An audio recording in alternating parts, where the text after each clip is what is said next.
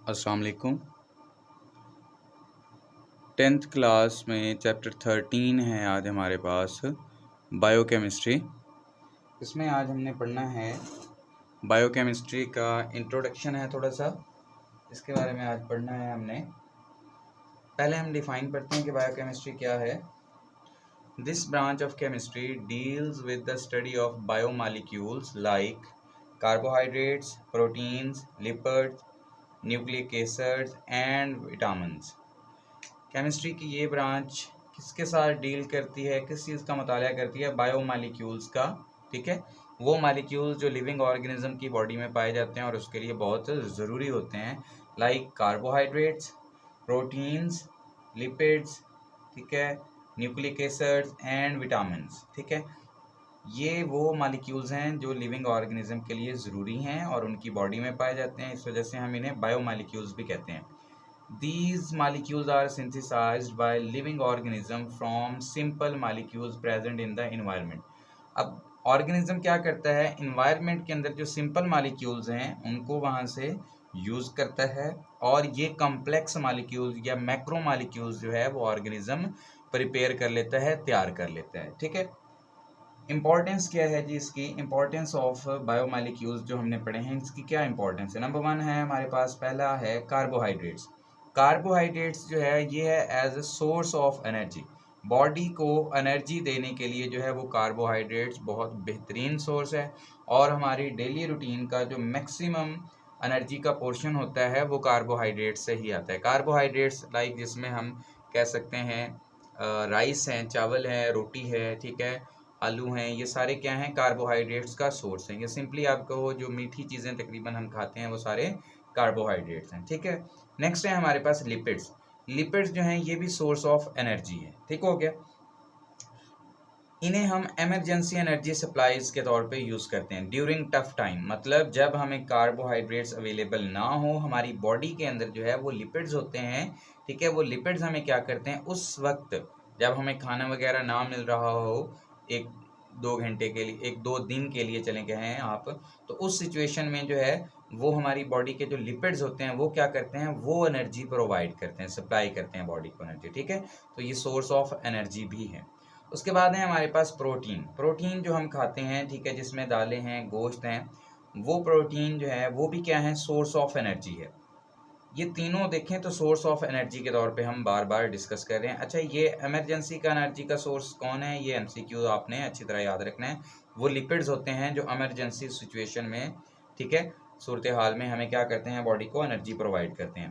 Protein जो हैं ये भी एनर्जी का सोर्स हैं। उसके बाद ये हमारी बॉडी को स्ट्रॉन्ग बनाती हैं बाय फॉर्मिंग न्यू बोन्स, नई हड्डियां बना के, एंड मसल टिश्यू, और मसल्स वगैरह को बना के, ठीक है, ये हमारी बॉडी को स्ट्रॉन्ग करती है प्रोटीन। उसके अलावा इसका एक बहुत बहुत इंपॉर्टेंट फंक्शन है, वो है प्रोटेक्ट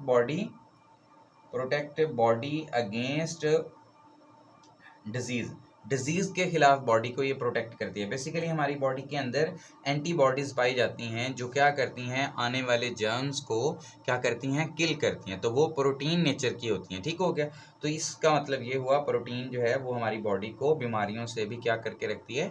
महफूज करके रखती है। इसके अलावा और भी इसके बहुत सारे फंक्शन हैं, लेकिन हमारी बुक में 10th की क्लास में जो है वो शॉर्ट दिया हुआ है, तो इसे एज अ शॉर्ट ही हम याद करेंगे। इंपॉर्टेंस ऑफ बायोमॉलिक्यूल भी आपको शॉर्ट में आ सकता है। बायोकेमिस्ट्री जो डिफाइन है ये काफ़ी दफ़ा शॉर्ट क्वेश्चन आया हुआ है, पास पेपर देखें तो ये आपने अच्छी तरह करनी है। अब है उसके बाद न्यूक्लिक एसिड। न्यूक्लिक एसिड का काम क्या होता है? ट्रांसमिशन, मुंतकिल करना of genetic information from generation to generation. एक नस्ल से अगली नस्ल में जेनेटिक इन्फॉर्मेशन को लेके जाना। जेनेटिक इन्फॉर्मेशन क्या होती है कि हमारी शक्ल कैसी होगी, हमारी हाइट, हमारा कलर, जो हमें पेरेंट्स से इन्फॉर्मेशन मिलती है, वालदैन से, वो न्यूक्लिक एसिड्स की फॉर्म में, डीएनए की फॉर्म में मिलती हैं, जो हमारी बॉडी किस तरह की होगी, हमारी शक्ल व शुबाहत क्या होगी, कलर क्या होगा, हाइट कितनी होगी, ये सारी इन्फॉर्मेशन कहाँ छुपी होती है? न्यूक्लिक एसिड में। ठीक है, इसी वजह से जो बच्चे होते हैं उनकी जो शक्लें होती हैं वो अपने पेरेंट्स से मिलती जुलती होती हैं। ठीक हो गया, नेक्स्ट है हमारे पास विटामिन। विटामिन क्या हैं? Very important for normal body growth. ये वो हमारे पास फैक्टर्स हैं जो नॉर्मल बॉडी ग्रोथ के लिए बहुत ज़्यादा अहम है। ठीक है, नेक्स्ट है अब हमारे पास कार्बोहाइड्रेट्स। जो हमारा टॉपिक शुरू होता है नेक्स्ट वो है कार्बोहाइड्रेट्स। कार्बोहाइड्रेट्स अगर मीनिंग देखें तो कार्बो लफ्ज लिखा है कार्बन से और हाइड्रेट का मतलब होता है वाटर, ठीक है। यहाँ पे मीनिंग देखें तो ये है हाइड्रेटेड कार्बन।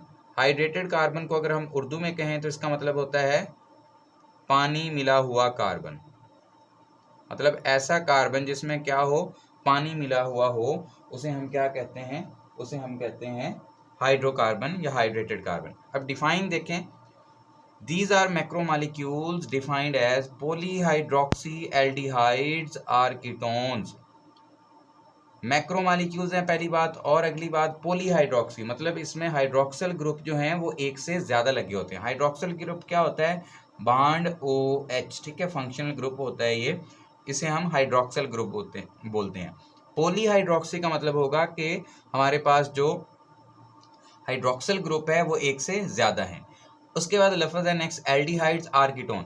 एल्डिहाइड जो होता है ये भी फंक्शनल ग्रुप होता है, ये होता है C double bond O bond H, ठीक है, ये हमारे पास होता है एल्डिहाइड। और कीटोन जो होता है ये फंक्शनल ग्रुप होता है C डबल बॉन्ड O, और ये बॉन्ड दोनों साइड पे, इधर R और इधर भी R, यहाँ पे हमने एक साइड पे R। ये आगे हम फार्मूला पढ़ेंगे तो वहाँ पे ये आएगा मजीद, फिर वहाँ पे क्लियर हो जाएगा, डिफाइन वहाँ पे फिर दोबारा से भी हम पढ़ेंगे।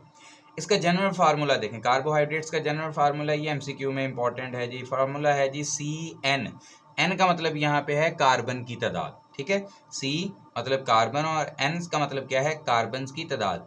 अब यहाँ पे देखें H2O water into N, N का मतलब फिर पानी के मॉलिक्यूल्स की तादाद। अच्छा, बाज बुक्स पे यहाँ पे CX और इधर Y लिखा होता है, वो भी ठीक है, ठीक है।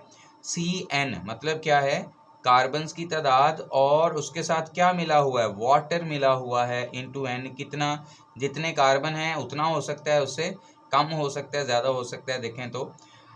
अच्छा, अब यहाँ पे हमारे पास, अब ये जो ऊपर हमने हाइड्रेटेड कार्बन पढ़ा था, यहाँ पे अब आपको समझ आ गया होगा कि कार्बन उसके साथ वाटर मिला हुआ है, इस वजह से हम उसे हाइड्रेटेड कार्बन कहते हैं। अब देखें जी, कार्बोहाइड्रेट सिंथेसाइज कैसे होते हैं, बनते कैसे हैं, तैयार कैसे होते हैं। These are synthesised by plants. ये आ गया जी आपका MCQ कि कार्बोहाइड्रेट्स को तैयार कौन करता है, पौधे करते हैं। किस प्रोसेस के थ्रू करते हैं और कैसे करते हैं, ये शॉर्ट क्वेश्चन है। कार्बोहाइड्रेट क्या है और इसे कौन तैयार करता है और कैसे तैयार होते हैं, ये शॉर्ट क्वेश्चन काफ़ी दफ़ा पास पेपर में आया हुआ है।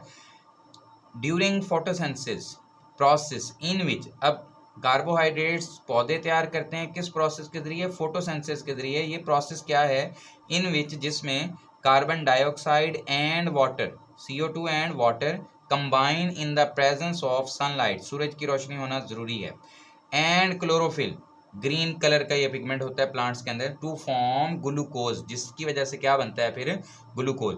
मतलब वो प्रोसेस जिसमें पौधे कार्बन डाइऑक्साइड और वाटर इस्तेमाल करके सूरज की रोशनी और क्लोरोफिल की प्रेजेंस में क्या करते हैं, ग्लूकोज तैयार करते हैं, उसे हम क्या कहते हैं, उसे हम कहते हैं फोटोसिंथेसिस। और ये जो ग्लूकोज है ये कार्बोहाइड्रेट ही है, ठीक है। तो इसका मतलब जो पौधे हैं वो ही कार्बोहाइड्रेट तैयार कर रहे हैं। कार्बोहाइड्रेट जो बेसिक है वो कौन सा है हमारे पास, जो फोटोसिंथेसिस से आता है, वो ग्लूकोज है, ठीक हो गया। ये उसकी इक्वेशन है, ठीक है, ये फोटोसिंथेसिस की इक्वेशन है, ये बायो में भी आप लोगों ने पढ़ी होगी। यहाँ पे हमारे पास क्या है, CO2 carbon dioxide plus H2O water, sunlight और क्लोरोफिल, ये जरूर आपने लिखना है। इससे क्या बन जाता है जी, C6H12 ग्लूकोज का फार्मूला प्लस ऑक्सीजन, ये ऑक्सीजन रिलीज होती है जिसे हम फिर यूज करते हैं सांस लेने के लिए, ठीक है।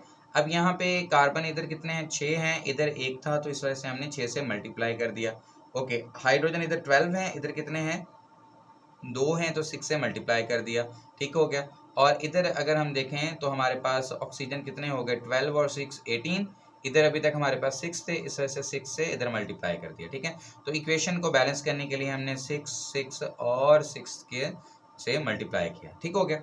अब हमारे पास ग्लूकोज रेडी हो चुका है, ठीक है। लेकिन कार्बोहाइड्रेट्स की तो बहुत सारी टाइप्स होती हैं, तो फिर क्या होता है, ग्लूकोज जो है वो पोलीमराइजेशन करता है, पोलीमराइज होता है तो इससे क्या बना देता है, स्टार्च प्लस सेलुलोज। ग्लूकोज जब पोलीमराइज होता है तो क्या बनाता है, स्टार्च प्लस सेलुलोज। अब पोलीमराइजेशन क्या होता है, पोलीमराइजेशन वो प्रोसेस होता है जिसमें छोटे मॉलिक्यूल्स मिलके बड़ा मॉलिक्यूल बना देते हैं।